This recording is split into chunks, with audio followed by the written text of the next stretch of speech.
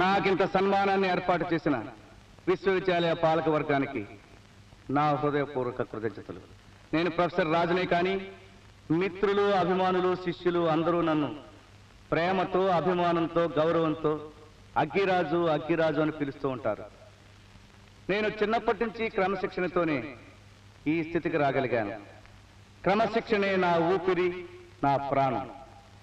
ఏ దేశంలో ప్రజలు క్రమశిక్షణతో మెలుగుతారో ఆ దేశం ఎంతో పురోభివృద్ధిని సాధిస్తుందని నా ప్రగాఢ విశ్వాసం. నేను చదువుకున్నాను, డాక్టరేట్ తీసుకున్నాను, కొంతకాలం నిరుద్యోగిగా గడిపాను. ఆ తర్వాత యూనివర్సిటీలో ప్రొఫెసర్గా చేరాను. అక్కడ ఇక్కడ ఎక్కడైనా క్రమశిక్షణ పాటించాను. And I demanded the same discipline from my students, colleagues. I executed it. Most of the times I was emotional.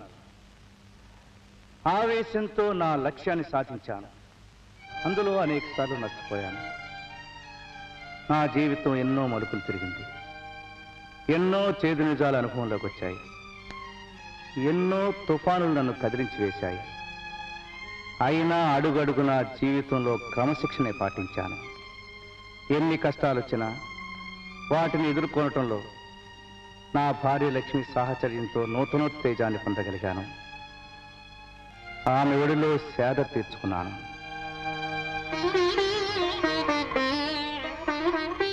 నేను జీవితంలో ఎంతో చూశాను.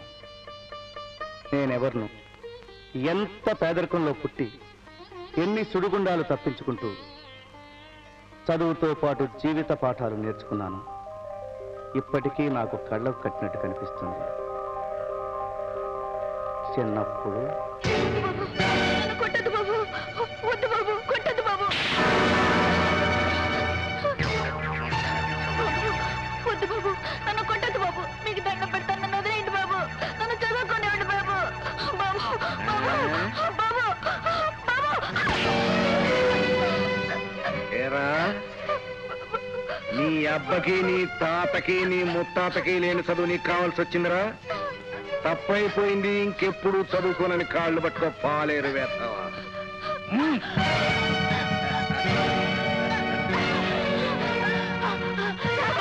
తమ్ముడు కొట్టదు బాబు, వదిలేయండి బాబు, కొట్టదు బాబు, కొట్టదు.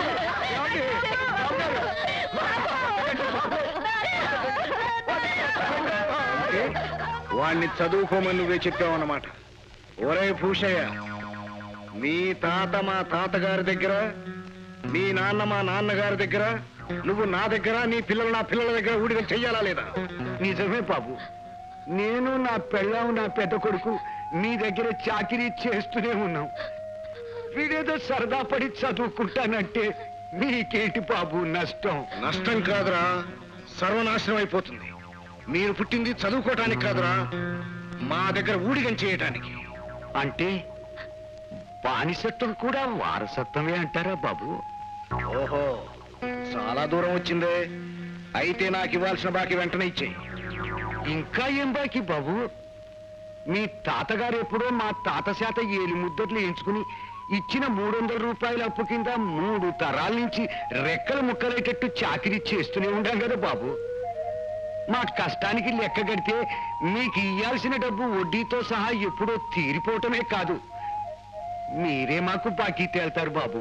ఏమిటి, మేము మీకు బాకీ తేల్తామా? ఆహా, మా అప్పు ఎగ్గొడదామని మంచి ప్లానే వేశాం. ఏయ్, వీడిని కట్టిపడేయండి రా. వద్దు బాబు, అయ్యగారు, మా తమ్ముడిని మా ఈయన ఏం చేయకండి బాబు, మీ దగ్గర నేను చాకరీ చేస్తాను, చచ్చే వరకు మీకు పాలేరుగా మీ కాళ్ళ దగ్గర పడుంటాను, వాడు వదిలిపెట్టండి బాబు.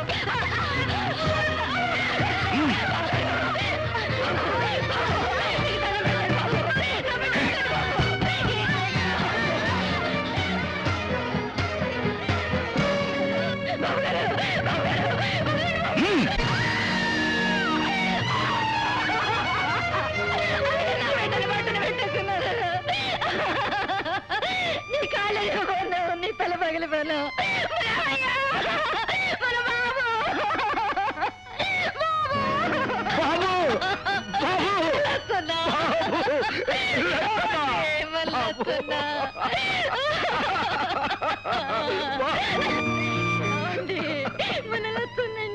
మన లచ్చన్న చచ్చిపోలేదే, నాలాగా ఇట్లాంటి రాక్షసుడి దగ్గర బానిసోడుగా బతకూడదని ఆ దేవుడి దగ్గరికి వెళ్ళిపోయాడే. ఏం బాబు, ఇన్నాళ్ళు మీకు సేవ చేసినందుకు నా బిడ్డని పొట్టలు పెట్టుకున్నారా? ఏం బాబు, మీ పిల్లలాగా మా పిల్లలు చదువుకోకూడదా? మీలాగా మా పిల్లలు బతకూడదా? చెప్పు బాబు. ఏం కూర్చావురా? నీ పిల్లల్ని మా పిల్లలతో కలిపి మాట్లాడతావా? చిన్న నోట అంత పెద్ద మాట. నిన్ను వదిలేస్తే ఈ గూడెపాళ్ళతో కలిసి మాకే ఎదురు తిరుగుతావురా? ఒరేయ్,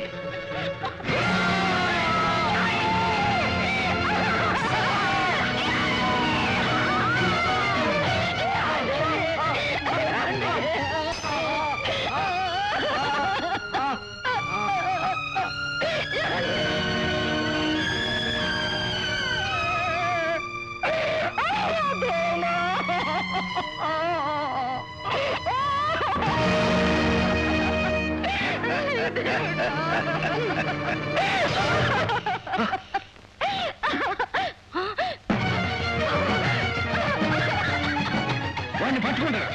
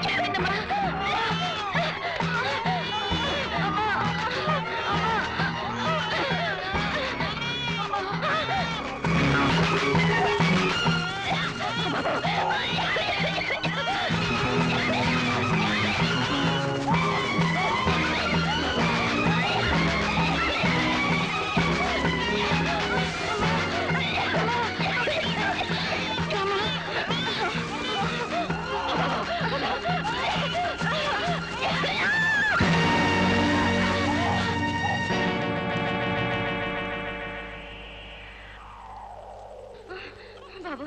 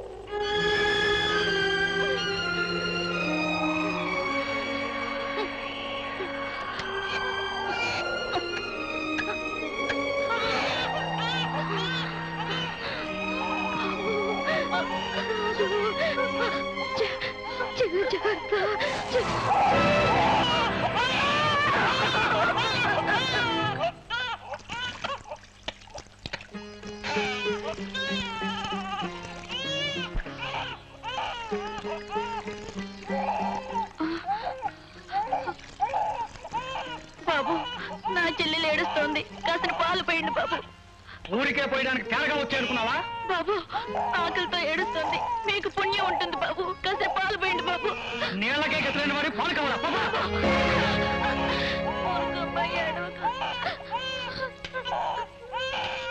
బిడ్డ ఆకలితో ఏడుస్తుంది కాస్త పాలు పట్టకపోయావా బాబు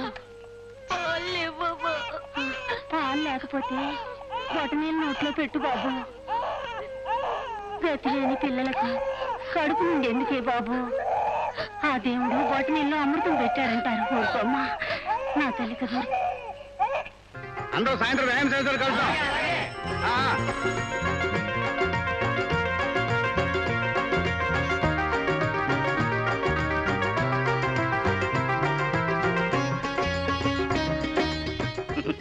నేను రాగానే తలుపులు తెరుచుకుంటాయి సైకిల్ బిల్ల కూడా కొట్టను నేను వచ్చినట్టు నీకు ఎలా తెలుస్తుంది నువ్వు అక్కడ సైకిల్ మీద బయలుదేరగానే గాలొచ్చి చెప్తుందిలే రహస్యంగా చెవిలో చెప్తుందా కుంటల మీద తట్టి చెప్తుంది కొలత సరిగా కొలు చుక్క తక్కువైనా నేనేదో తాగేసినట్టు ఇంత ఆవిడ గొడవ చేస్తుంది అవును పాలింటి నా మొహంలో ఉన్నాయి కల్తీ లేని పాలు అచ్చం నీ మొహంలో ఉంటాయిలే సరే ఇక్కడ పని అయిపోగానే వెళ్ళి నా గది శుభ్రం చేయి ఇదిగో వెనకట్టుగా ఎవరో చెప్పినట్టు డబ్బు సంచి ఇంట్లో పెట్టి సంతకి వెళ్ళాడట తాళం చెవువే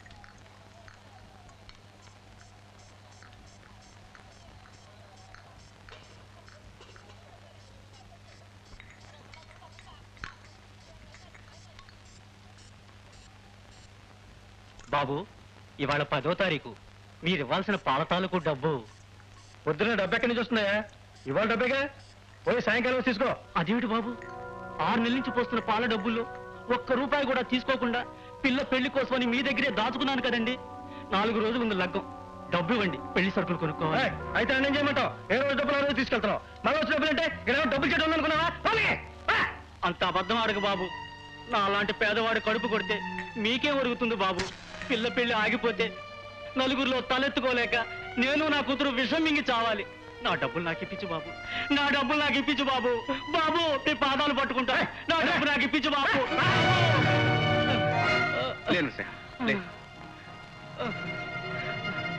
బాబు రాజుబాబు ఎన్నవా అన్యాయం నేనంతా విన్నాను కష్టపడి సంపాదించిన డబ్బు కట్టకట్టి సముద్రంలో పారేసిన కాళ్ళ దగ్గరకు వస్తుంది ఏ గోపాలం నర్సయ్య బాకీ ఇచ్చేయి అడిగి నేనేం బాకీ లేను ఉన్నావో లేదో మాకందరికీ తెలుసు కానీ మర్యాదగా ఇచ్చేయి ఇవ్వకపోతే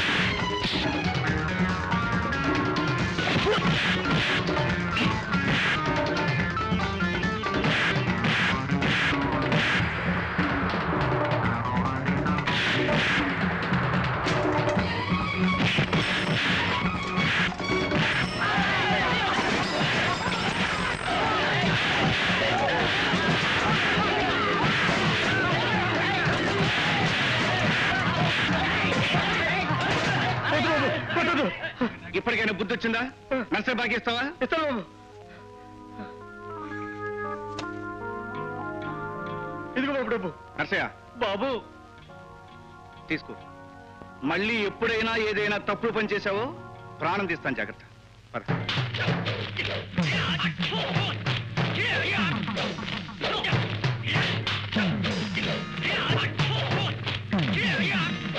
మధు, జాన్, హుసేన్, నల్లయ్య, ఈ రోజు జరిగినట్టు ఇంకెప్పుడు జరగడానికి వీల్లేదు. ఇంత కట్టుబాటుగా ఉన్న మనకే అన్యాయం చేస్తున్నారంటే అవినీతి ఎంత పెచ్చు పెరిగిపోయిందో ఆలోచించండి. ప్రతిదానికి ప్రభుత్వం ఏదో చేస్తుందని మనం దాని మీద ఆధారపడకూడదు. ఈ అన్యాయాన్ని ఎదుర్కోవడానికి మనలో ప్రతి ఒక్కరూ గుండె బలాన్ని, కండ బలాన్ని పెంచుకోవాలి. మనల్ని మనమే కాపాడుకోవాలి. ఎవరికి ఆపద వచ్చినా మనం రక్షణ కల్పించాలి. ఇంటికొకరు చొప్పున ప్రతిరోజు మన పేటను మనమే కాపలా కాచుకోవాలి. కానివ్వండి.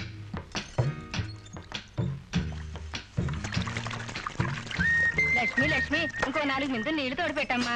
ఇంకో 4 బిందెలా? ఈ మాత్రానికి నీ చేతులు అరిగిపోలే. నీ చేతులు అరిగిపోతే నూతులో నీళ్ళు అయిపోతే వాళ్ళకి వాళ్ళ బిందులు నిడితే అంతే చాలు. చెప్పేవాడికి చేసేవాడు లోకు అని నువ్వు ఇట్లా చేస్తానే ఉంటే వాళ్ళు పనులు చెప్పి చేయించుకుంటానే ఉంటారు. లక్ష్మి, ముందు ఈ 4 గుడ్లు ఉతికి పెట్టమ్మా. పనులు చెప్పేవాళ్లే గాని బట్టి ఇచ్చేవాళ్ళు లేరని జీతం అడిగితే రేపు రేపు అంటారు. గడి గడికి పనులు చెప్తానే ఉంటారు. అక్క అక్క, నేను స్నానం చేయించు. లక్ష్మి, వాడు స్నానానికేం గాని మా వారు వంట కాలేదని కారాలు మిరియాలు నూరుతున్నారు. ఈ 2 గిన్నెలు తోమ పెట్టమ్మా. ఇక్కడ పెట్టేసేలండి. కూర్చో. ఇదిగో నువ్విట్లా చేస్తానే ఉంటే వాళ్ళు చెప్పే పనులకు ఈ చేతులున్నా చాలు. పర్వాలేదులేవా, అందరి పని చేసి పెట్టాల్సిందేగా. నా తల్లి నా తల్లి, నిన్ను ఏ సల్లం తల్లికి అందో గాని భూదేవికున్నంత ఓర్పు ఉంది నీకు. ఇదిగో నా సల్లం నోటితో చెప్తున్నా, నీకు మంచి మొగుడు వస్తాడు, చూస్తా ఉండు.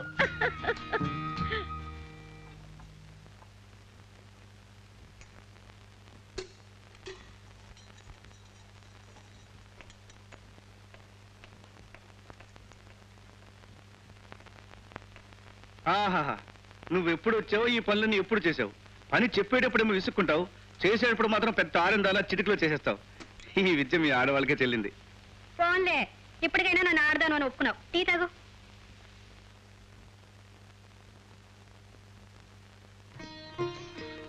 చెప్తే బాగుండదు కానీ ఇవాళ టీ రుచి కొత్తగా ఉంది. ఇంకా నయం, నేను కొత్తగా కనిపిస్తున్నాను అనలేదు. తొందరగా టీ తాగు, చల్లేకపోతే విసిరి నా మోహన్ కొడతావు. నేనా? నీ ముందు గట్టిగా మాట్లాడలేను, టీ విసురు కొడతానా? అవును పాపం, నేనంటే ఎంత భయమో. సరే సరే, నాన్నకు వేడి నీళ్ళు పెట్టాను, నువ్వు తొందరగా తేములు. నాకు అవతల ఇంకా 2 ఏళ్ల పని ఉంది, మళ్ళీ వచ్చి నీకు వంట చేయాలి. లక్ష్మి, అక్కడే ఇక్కడ పనిచేస్తూ బతకాల్సిన కర్మ నీకేమిటి? ఇక్కడే నాతో పాటు 2 మెతుకులు తింటే జరగకపోతుందా? జరుగుతుంది జరుగుతుంది. దానివల్ల కథ చాలా దూరం వెళ్తుంది. అప్పుడు లోకనోరు మూయలో మనం తలెత్తుకుని తిరగలం. నేను మనుషులకు భయపడను, మనస్సాక్షికి భయపడతాను.